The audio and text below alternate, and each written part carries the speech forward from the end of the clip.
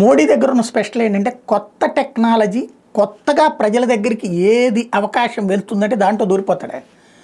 వాస్తవంగా print media, electronic media తన చెప్పు చేతల్లో లేదంటే తన అనుకూలంగా పెట్టుకున్నటువంటి కాంగ్రెస్ ప్రభుత్వం గద్దె దిగిందంటే దానికి ఆల్టర్నేటివ్గా ఎదుగుతున్నటువంటి సోషల్ మీడియాని ఎంచుకుని ఎదిగినటువంటి వాడు నరేంద్ర మోడీ.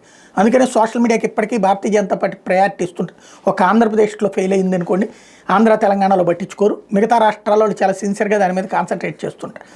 అలాగే ఆల్ ఇండియా రేడియో ఓ పక్కన ఇప్పుడు ఎఫ్ఎం రేడియోలు కూడా వచ్చినాయి కాబట్టి ఆయన ఆల్ ఇండియా రేడియోలో ఎప్పటికప్పుడు మన్ కీ బాత్ పెడుతూ ఉంటారు. తద్వారా అన్ని రేడియోల్లో వచ్చేటట్టు చూసుకుంటుంటారు. అట్లాగే ఇప్పుడు పాడ్కాస్ట్ సరికొత్త సిస్టమ్, దీనికి కూడా ఇంటర్వ్యూలు ఇవ్వడం ద్వారా కొత్త సంప్రదాయానికి తెరతీశారు. ఏదైతే ప్రధానమంత్రి నరేంద్ర మోడీ మొట్టమొదటిసారి ఓ పాడ్కాస్ట్ ఇంటర్వ్యూలో మాట్లాడారు. ప్రముఖ వ్యాపారవేత్త జెరోదా సహ వ్యవస్థాపకుడు నిఖిల్ కామత్ నిర్వహిస్తున్న పాడ్కాస్ట్ కార్యక్రమానికి అతిథిగా హాజరయ్యారు. వ్యక్తిగతంగా తన అనుభవంలోకి వచ్చిన ఎన్నో ఆసక్తికర విషయాలు వెల్లడించారు.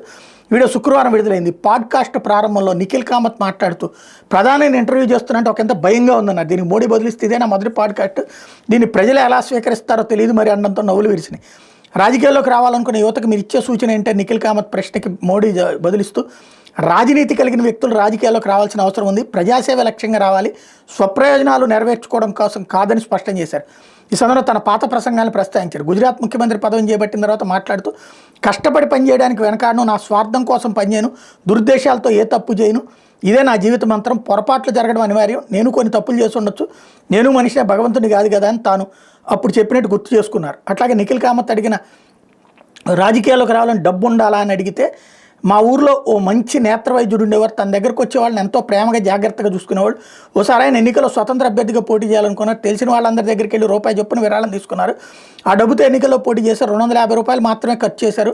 అయినప్పటికీ ఎన్నికల్లో విజయం సాధించారని మోడీ గుర్తు చేశారు.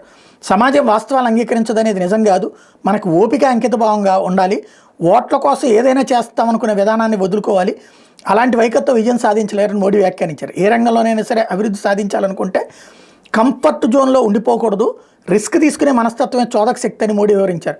స్కూటర్ మీద వెళ్తున్న ఓ వ్యక్తి అటుగా నడుస్తున్న వ్యక్తిని ఢీకొట్టబోయాడు. దాంతో అతను ఎంతో దుర్భాషలు ఆడుతున్న వాహనదాడు మౌనంగా ఉండిపోయాడు. అలా ఎలా ఉండగలుగుతున్నారు నా వాహనదాడిని అడిగితే అతను నన్ను చూపిస్తున్నాడే కానీ నా నుంచి ఏమీ తీసుకెళ్లడం లేదని చెప్పాడు అని మోడీ వివరించారు. విమర్శలను ఎదుర్కోక తప్పదు, కానీ నిజానికి కట్టుబడి ఉండటం ముఖ్యమని చెప్పారు. ప్రజాసేవలో ఉన్న వ్యక్తులకి సున్నితత్వం ఉండాలని, అలాగైతే ప్రజా సంక్షేమం కోసం చిత్తశుద్ధితో పనిచేయడం సాధ్యమవుతుందని సూచించారు.